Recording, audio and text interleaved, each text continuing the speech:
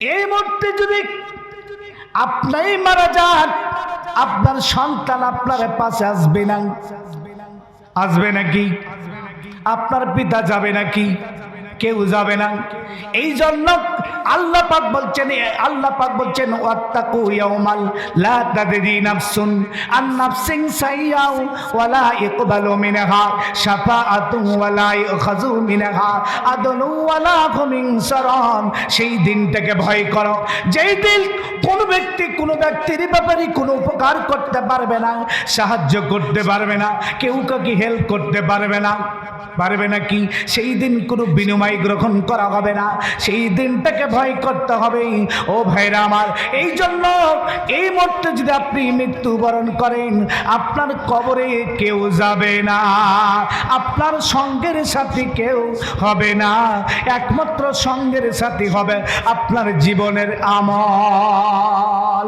আমার লাশের খবর বন্ধু জানবে একদিন, জানি কাঁদবে সবাই, ফেলবে শুধু দুই নয়নের পানি। আমার লাশের খবর বন্ধু জানবে একদিন, জানি কাঁদবে সবাই, ফেলবে শুধু দুই নয়নের পানি। তাছাড়া আর সাথে কিছুই যাবে না। এই জন্য সবচেয়ে দুনিয়ার আপন জিনিস হলো আপনার আমার জীবনের আমল। সবচেয়ে দুনিয়ার মধ্যে অসহায় মূল্যহীন বস্তু কোনটা বলতে পারবেন কেউ? যে বস্তুটার এক টাকা কোনো দাম নাই, পারবেন? হযরতে সুলাইমান আলাইহিস সালাম আব্বা হযরতে দাউদ আলাইহিস সালাম ছিলেন আল্লাহর পয়গম্বর। দাউদ আলাইহিস সালাম বিশাল রাজত্বের মালিক ছিলেন। হযরতে দাউদ আলাইহিস সালাম একদিন চিন্তা করতেছে, বিকাল বেলায় বসে বসে, কেউ উঠাউঠি করবেন না, যাবেন না। ওয়াজ কিন্তু এখনো আরো চলবে, এখন আধা ঘন্টা। আপনারা যখন বলেছেন কেউ মা বোন যাবেন না, ওয়াজ শুনে যান। হযরতে দাউদ আলাইহিস সালাম একা একাই বসে বসে চিন্তা করতেছেন, আমার বিশাল রাজত্ব, এই মুহূর্তে যদি আমি দুনিয়া থেকে চলে যাই, আমার এই বিশাল রাজত্ব দেখাশোনা কে করবে? কার হাতে আমি দিয়ে যাব? আমার একটাই সন্তান, সবেমাত্র বয়স হলো 11 থেকে 12 বছর, সে তোর পরিচালনা করতে পারবে না। এই জন্য তিনি মনে মনে ভাবলেন, আমি 3টা প্রশ্ন করব, 3 দিন সময় থাকবে, যে পারবে তার হাতে আমার রাজত্বটা আমি দিয়ে যাব। প্রশ্ন 3টে হলো, 1 নম্বর প্রশ্ন হচ্ছে, দুনিয়ার মধ্যে সবচাইতে আপন জিনিস কোনটা? আপন জিনিস কোনটা? সবচেয়ে কাছের জিনিস কোনটা? 2 নম্বর হলো, দুনিয়ার মধ্যে সবচেয়ে মূল্যহীন বস্তু কোনটা? নাম্বার 3 হচ্ছে, দুনিয়ার মধ্যে সবচেয়ে দূরের দেশ কোনটা? প্রশ্ন কয়টা? 3টা প্রশ্ন, 3 দিন সময়। বিকালবেলা শেষ হয়ে গেল। পরের দিন তার এমপি, মন্ত্রী, বুদ্ধিজীবী যারা আছে তাদের উদ্দেশ্যে বললাম, আমি 3টা প্রশ্ন দিলাম, 3 দিন সময়, যে পারবে আমার পরবর্তীতেই আমার রাজত্বের মালিক হবে। পন্ত প্রশ্ন 3টা দিয়ে দেওয়া হলো। 3 দিন সময় অতিবাহিত হয়ে গেল, কেউ সঠিক উত্তর দিতে পারল না। ছোট্ট ছেলে হযরতে সুলাইমান আলাইহিস সালাম 4th দিন দেখলাম তার আব্বা ভারাক্রান্ত হয়ে, মুখটা মলিন হয়ে, চেহারা শুকিয়ে গিয়ে কি যেন চিন্তা ভাবনা করতেছে। 1 পা 2 পা করে আব্বার নিকটে গেল, আব্বাকে বলল, ও আমার আব্বা গো, কি জন্য আপনি এত চিন্তিত, কেন এত মন খারাপ করতেছেন? বলেন বলেন, কি এমন বিপদে পড়েছেন? আমি আপনাকে হেল্প করব, যতটুকু পারি সাহায্য করব। হযরত দাউদ আলাইহিস সালাম বললেন, ও আমার সন্তান, আমার এতগুলা এমপি আছে, মন্ত্রী আছে, তারা তো কেউ উত্তর দিতে পারলো না, তুমি কি ছোট্ট ছেলে আমার উত্তর দিতে পারবা? হযরত সুলাইমান আলাইহিস সালাম বললেন, ও আমার আব্বা, আমার আল্লাহ যদি চায় ইনশাআল্লাহ। কি বললেন? ইনশাআল্লাহ বললেন। ইনশাআল্লাহ মানে হলেন আল্লাহ যদি চাই, আল্লাহ চাইলে আমি সঠিক উত্তর দিতে পারবো। বলেন, এই জন্য ভাইরা আমার, দুনিয়ার কোনো কাজ কর্ম অগ্রিম যদি করতে চান, বলতে হবে ইনশাআল্লাহ। কি বলতে হবে? আল্লাহ যদি চাই। কুরবানির সময় একজন এলাকার লোক গরু কিনতে যাবে হাটে। তো মসজিদের ইমাম সাহেবের সাথে দেখা দুপুরের সময়, নামাজ পড়ে। তো বলছে, ভাই কোথায় যাবেন? বলছে, হুজুর গরু কিনতে যাব। বলছে, ইনশাল্লাহ বলেন। ইনশাল্লাহ কিসের বলবো? আর পকেটে আছে টাকা, হাতে আছে গরু, তাতে ইনশাল্লাহ কি আসলো? কুরবানির গরু তো কিনতে যাচ্ছি। আচ্ছা যান। বলছে, আপনাদের হুজুরদের কাজে খালি খালি মানুষকে ধরে ধরে ফতোয়া দেওয়া। হুজুর বেচারে মনটা খারাপ করলেন। হাটে গরু কমপ্লিট, দেখা শোনা, দাম দর সব কিছু কমপ্লিট। টাকা যখন বের করতে যাচ্ছে, পকেট মারে তার আগেই ব্লেড দিয়ে পকেটটাকে ফাঁকিয়ে টাকা নিয়ে নিয়েছে। টাকা দিতে পারলো না, বেইজ্জত, গরু আর নিতে পারলো না। তো মাগরিবের সময় আবার 4 স্টলে বসে আছে। হুজুরও মাগরিবের নামাজ পড়ে আবার গেছে। বলছে, ভাই গরু কিনা কি হয়েছে? বলছে, ইনশাল্লাহ গরু কিনা হয়নি। হুজুর বলছে, বারে, তখন বলছে পকেটে টাকা, হাটে গরু, এখন ইনশাল্লাহ বলার কারণ কি? বলছে, কি ব্যাপার ভাই, ইনশাল্লাহ বলছেন গরু কিনা হয়নি মানে? ইনশাল্লাহ পকেট ভরে টাকা চুরি করে নিয়েছে। তো বলেন, ইনশাল্লাহ এখন বললে হবে? যে কোনো কাজের সূচনাতে কি বলবেন? ইনশাল্লাহ। দুলা ভাই কে সালাতে কল করতেছে, দুলা ভাই ঈদের দাওয়াত আপাকে নিয়ে কালকে আমাদের বাসায় আসবেন। দুলাই ভাই বলছে, আচ্ছা ওকে ওকে, গুড নাইট, গুড মর্নিং, হ্যাঁ ওকে যাব। আল্লাহ বলছে, ঠিক আছে তো যাও, বের করছি। সকালবেলা হোন্ডা নিয়ে আপাকে নিয়ে বের হচ্ছে। রাস্তার মধ্যখানে একটা গাড়ির সাথে ধাক্কা লিগে পড়ে যেই আপার পা ভেঙে গেল, দুলা ভাইয়ের হোন্ডা আকাম হয়ে গেল, যাওয়া আর হলো না। হয় না এরকম? এই জন্য আপনি যদি ওই সময়তে বলতেন, আচ্ছা ইনশাআল্লাহ, আল্লাহ যদি চাই ভাই ইনশাআল্লাহ যাব, আল্লাহ খুশি হতেন না? এই জন্য এই কাজ করতে হবে।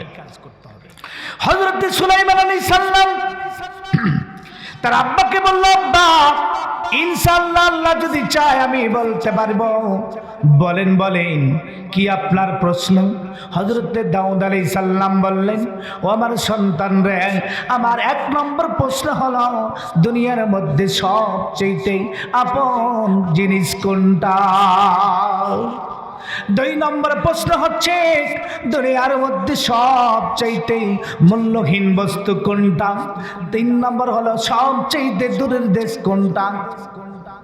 হযরত সুলাইমান আলাইহিস সালাম বললেন, আব্বা ইনশাআল্লাহ আমি সঠিকভাবে বলতে পারবো। হযরত দাউদ আলাইহিস সালামের মুখটা হাসি হাসি ভাব, তাই না? কি কিছু বলো? বলছে, আব্বা গো, দুনিয়ার মধ্যে সবচেয়ে আপন জিনিস হলো আমার আব্বাও নয়, আম্মাও নয়, দুনিয়ার কেউ আমার আপনজন নয়। ও আমার ভাইয়েরা, এই মুহূর্তে যদি কেউ মারা যায়, এদিকে টাকা গণিয়েন না, এইদিকে আসেন আমার কাছে। ইনাকে তো ভালোভাবে চিনেন কি চিনেন না? এই মুহূর্তে রাত্রি 12টা পার হয়ে গেছে। এখন যদি মারা যায়, আজরাইল যদি চলে আসি, মৃত্যুবরণ যদি হয়ে যায়, আপনারা আবার কেউ বললেন না চাঁপাইনবাবগঞ্জ থেকে এসে টাটকা জিন্দা জীবিত মানুষকে আপনি মেরে ফেলে দিলেন। জাস্ট এক্সাম্পল, উদাহরণ দিচ্ছি। সম্মানিত ভাইরা আমার, এই ব্যক্তিটাকে আতর গোলাপ জল কাপনের কাপন পরিয়ে নওগাঁর মার বাজারে যদি আমরা বলি এই লোক হলো অমুক গ্রামের, বিক্রি করব, দাম হলো 2 লক্ষ টাকা, বলেন কেউ কিনবে নাকি? বলেন 2 লক্ষ টাকা বাদ দিলাম 2 টাকা, তাও নিবে নাকি? নিবে না।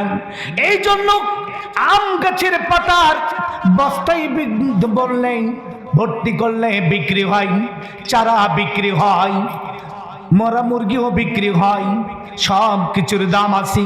কিন্তু আপনার আমার জীবনের এই ডেড বডির রুহটা বের হয়ে গেলে আর কোনো দাম থাকবে না। খাঁচার পাখি উড়ে গেলে শূন্য হবে খাঁচা, মনের পাখি মনে থাকে যাই না তারে দেখা। খাঁচার পাখি উড়ে গেলে শূন্য হবে খাঁচা, মাটির দেহ মাটি হবে থাকবে কিলা। খাঁচার পাখি উড়ে গেলে শূন্য হবে খাঁচা, সোনা দানা বাড়ি গাড়ি দামি গহনা সব কিছু রইবে পড়ে, সঙ্গে কিছুই যাইবে না। আইসো একা যাইবা একা, সঙ্গেতে কেউ যাইবে না। খাঁচার পাখি উড়ে গেলে শূন্য হবে খাঁচা, বাড়ি গাড়ি করছো তুমি, করছো অট্টালিকা, একলা ঘরে রইবি পরে আসল ঠিকানা। বলেন কথা ঠিক না বেঠিক? সম্মানিত ভাইরা আমার, এই জন্য এত সুন্দর বডি, প্রতিদিন শ্যাম্পু লাগাই, সাবান ব্যবহার করি, আতর দিই, কত সুন্দর পোশাক। এই মুহূর্তে মারা গেলে আমার এই বডির মূল্যহীন কোনো দাম থাকবে না। কথা বলেন ঠিক না বেঠিক? নাম্বার 2 হচ্ছে দুনিয়ার মধ্যে সবচাইতে আপন জনকে আপন জিনিস কোনটা বুঝার একটা বুঝাইতে হবে। এই মুহূর্তে যদি আপনি মারা যান, আপনার সন্তান আপনার পাশে আসবে না, আসবে নাকি? আপনার পিতা যাবে নাকি? কেউ যাবে না।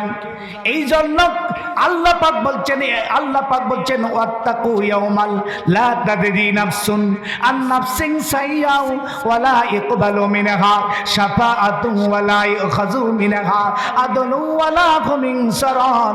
সেই দিনটাকে ভয় করো, যেই দিন কোন ব্যক্তির ব্যাপারে কোনো উপকার করতে পারবে না, সাহায্য করতে পারবে না, কেউ কাউকে হেল্প করতে পারবে না। পারবে নাকি? সেই দিন কোনো বিনিময় গ্রহণ করা হবে না, সেই দিনটাকে ভয় করতে হবে। ও ভাইরা আমার, এই জন্য এই মুহূর্তে যদি আপনি মৃত্যুবরণ করেন, আপনার কবরে কেউ যাবে না, আপনার সঙ্গের সাথী কেউ হবে না, একমাত্র সঙ্গের সাথী হবে আপনার জীবনের আমল। আমার লাশের খবর বন্ধু জানবে একদিন জানি, কাঁদবে সবাই ফেলবে শুধু 2 নয়নের পানি। আমার লাশের খবর বন্ধু জানবে একদিন জানি, কাঁদবে সবাই ফেলবে শুধু 2 নয়নের পানি, তাছাড়া আর সাথে কিছুই যাবে না। এই জন্য সবচেয়ে দুনিয়ার আপনজন আপন জিনিস হলো আপনার আমার জীবনের আমল। বলেন ঠিক না বেঠিক? নাম্বার 3 হচ্ছে দুনিয়ার মধ্যে সবচাইতে দূরের দেশ হলো এমন একটা দেশ যেই পিতাকে যেই মাতাকে পৃথিবীর সবচাইতে আপনজন হলেন আপনার মাতা, আপনার পিতা, আপনার কাছের স্ত্রী। ও ভাইরা আমার, যদি তার রুহটা বের হয়ে যায়, আমরা সঙ্গে সঙ্গে আর দেরি করতে চাই না, কবরের বাড়িতে রেখে আসি। কথা বলেন ঠিক না ভাই ঠিক?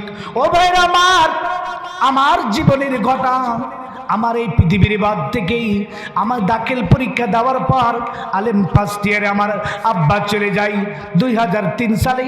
নৌকায় পানি ডুবে, নৌকা ডুবে পানিতে মারা যায়। শুধু তাই নয়, 21 সালের 6 জানুয়ারি আমার বিবাহিতর বয়স 12 বছর হয়নি। আমার একটা মেয়ের বয়স হলো আপনার 7 বছর, ছেলের বয়স ছিল 3 বছর। এই অবস্থায় পৃথিবীর মাঝ থেকেই আমার স্ত্রী ক্যান্সারে আক্রান্ত হয়ে পাকস্থলীতে ক্যান্সার, এরপরে বিভিন্ন জায়গায় ছড়িয়ে যায়। ঢাকা আমি পিজিতে নিয়ে গেছি, ঢাকা বক্ষব্যাধিতে নিয়ে গেছি, আমি ভারতে ইন্ডিয়ায় ভেলোরে নিয়ে গেছি।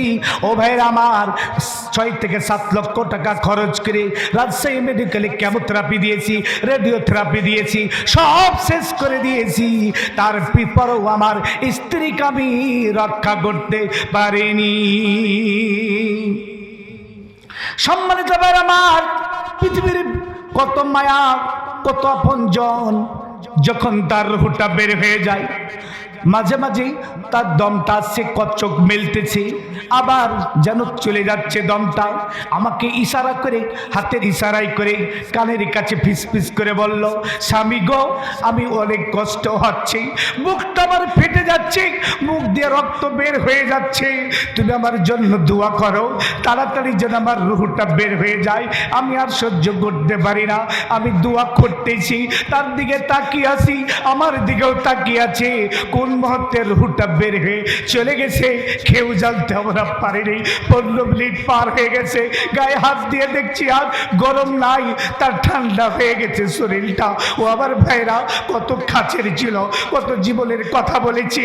আজকে সেই স্ত্রীকে আমার নিজের রেখে দেওয়া, আমি রেখে দিয়েছি আমার কবরস্থানে। প্রতি সপ্তাহে আমি জুমার দিন সকালবেলা ফজরের নামাজ পড়ে যাই।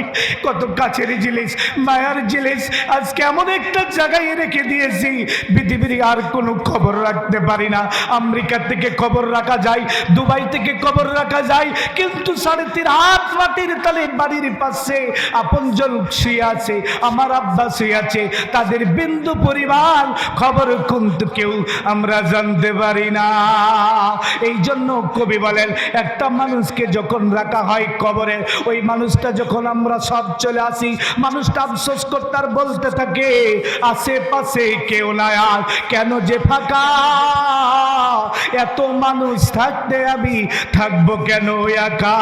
ছিল আবার কোটি টাকা, ছিল দামি গাড়ি, এত কিছু থাকতে আমায় রাখলো নাই বাড়ি। আলোর মাঝে বাস করিলাম সারা জীবন ধরে, সেই আলো আজ কোথায় গেল, আধার কেন ঘরে।